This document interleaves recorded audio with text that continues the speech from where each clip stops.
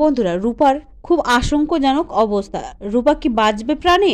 মিশকা যখন দেখে রূপা বাড়ি থেকে বেরিয়ে গেছে, তখন মিশকা নিজের পোশাক বদলে শেফালিদির পোশাক পরে সে বাড়ি থেকে বেরোয় এবং নিজের গাড়ি নিয়েই বেরোয়। সেই গাড়িতেই রূপার অ্যাক্সিডেন্ট করায়।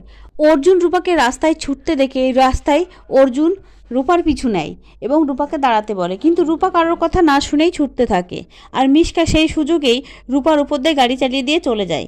মিশকা মনে মনে ভাবে, যাক, আজ এতদিন পর একটা ভালো কাজ করতে পারলাম, আমার পথের কাঁটাটাকে সরিয়ে ফেলতে পারলাম। অন্যদিকে দেখা যায় অর্জুন রূপাকে কোলে নিয়ে ছুটতে থাকে হাসপাতালে।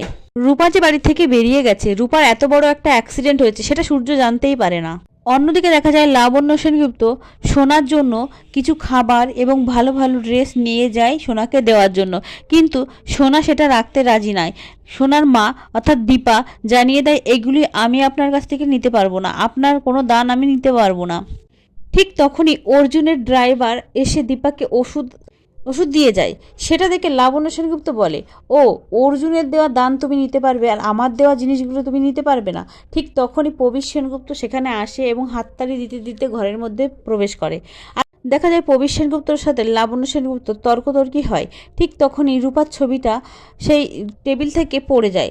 দীপার মনে অস্বস্তি হয় যে দীপার কোনো বিপদ হলো না তো, এই ছবিটা এভাবে পড়ে যাওয়ার মানে কি? তারপর দেখা যায় প্রবীর সেনগুপ্ত লাবণ্য সেনগুপ্তকে সেখান থেকে বেরিয়ে যেতে বলে। অর্জুন দেখা যায় হাসপাতাল থেকে খোকা জেঠুকে ফোন করে জানায় সমস্ত ঘটনাটা। খোকা জেঠু ছুটতে ছুটতে যায় দীপার বাড়ি এবং সেখানে গিয়ে দীপাকে বলে, দীপা, রূপার খুব বড় অ্যাক্সিডেন্ট হয়েছে, তুমি এক্ষুনি চলো। এই কথা শুনে দীপা চিৎকার করে ওঠে আর বলেন, না, আমার রূপার কোনো কিছু হতে পারে না। রূপার এমন অবস্থার কথা শুনে দীপা খুব ভেঙে পড়ে আর সোনা খুব কাঁদতে থাকে তার বোনের জন্য। সেখানে থাকা প্রত্যেকেই চিন্তিত হয়ে পড়ে আর ছুটে যায় হাসপাতালে। সেখানে গিয়ে দীপা জানতে পারে রূপার অবস্থা ভালো নয়। রূপাকে বাঁচানোর জন্য অনেক রক্তের দরকার। রূপার ব্লাড গ্রুপের সাথে কারোর ব্লাড গ্রুপ ম্যাচ করছে না। তখন দীপা বলে, আমি রক্ত দেব। কিন্তু দীপা এমনই অভাগা মা যে দীপার ব্লাড গ্রুপের সাথে রূপার ব্লাড গ্রুপ ম্যাচ করলো না। দীপা অঝরে কাঁদতে থাকে আর অর্জুনদাকে বলে, অর্জুনদা, আমার রূপাকে ভালো করে দাও, তুমি না অনেক বড় ডাক্তার, তুমি তো সব কিছুই পারো। অর্জুন দীপাকে শান্ত করার চেষ্টা করে, কিন্তু দীপাকে তো শান্ত করা যায় না। অন্যদিকে দেখা যায় মিশকা নিজের স্বার্থসিদ্ধি করে যখন বাড়ি ফেরে, তখন সবাই রূপাকে খুঁজছে। তখন রূপাকে কেউ খুঁজে পাচ্ছে না।